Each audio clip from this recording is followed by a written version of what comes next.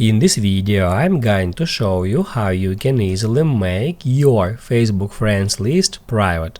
Be sure to watch the video to the very end so you don't make any mistakes, and of course do not forget to like this video and subscribe to my channel.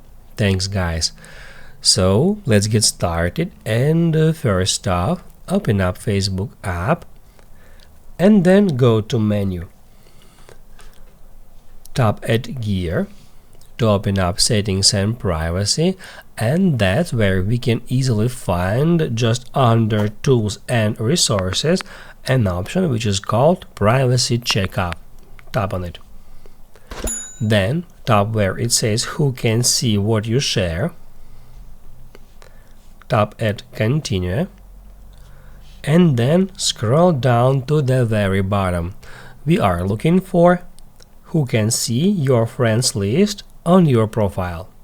If you would like to make your Facebook friends list private, you can tap right there, and then we can switch it from public to friends, friends except some specific users, specific friends, or we can make our friends list completely private by turning it to only me.